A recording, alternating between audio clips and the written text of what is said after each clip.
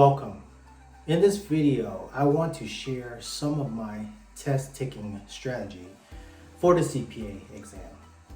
My first strategy is to make sure that I am as calm as possible. My mind is as clear as possible.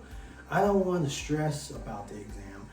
I have prepped from point A to point B for this exam, and there's nothing else I can do about it on exam day except to be as relaxed as possible and knowing that my preparation is going to prepare me, is going to help me navigate through the exam and get me the score that I am aiming for.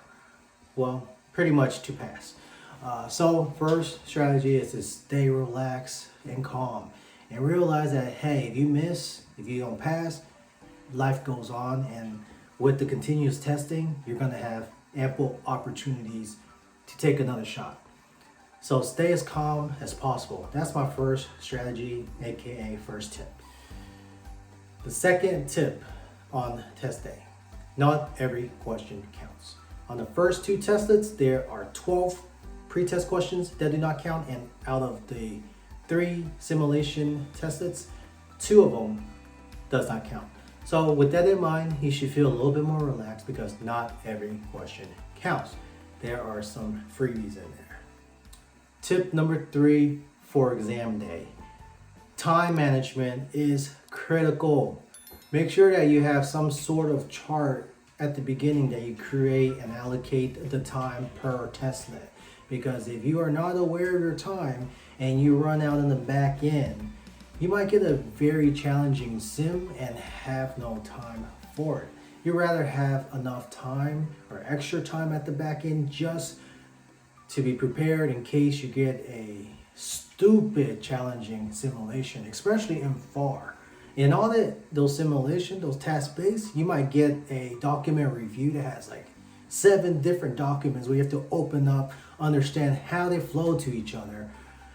So you want to be very aware of the time. So time management is essential to helping you score your maximum points.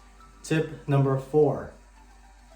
On the exam day, as you are navigating through the exam, as you're reading the question stem, if you see keywords that seem important, maybe jot that down on your draft paper so that it can be referenced to in the upcoming questions, and maybe it trigger some knowledge that you might have forgotten, and that would help you solve other questions. Tip number 5.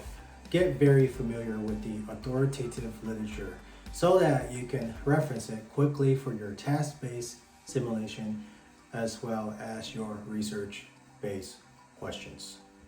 Tip number 6. Make sure you keep moving. If there's a question that you're pondering where you're feeling like you should know it, but you can't get it off of the tip of your mind, keep it moving and then come back to it. Do not stall out too long in any particular question. Keep it moving. That's the name of the game, to keep it moving. Tip number 7. If you feel like you're failing, you're probably not failing.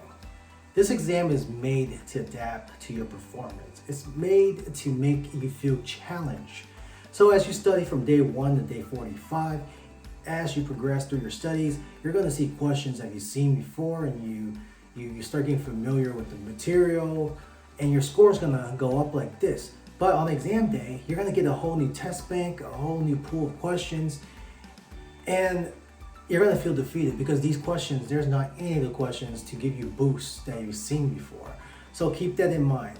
So if you're feeling defeated, keep pushing on and don't let that discourage you. Stay focused. Stay focused, because if you think you're failing, you're probably not failing. It's just more challenging because it's new formats of the same material. You just haven't seen that format before. So tip number 7, if you're feeling defeated, keep pushing on and don't give up. So I hope these tips will help you navigate through test day with a little bit more focus and courage. And I know you're going to do great. So keep your studying, go out there, slay these exams.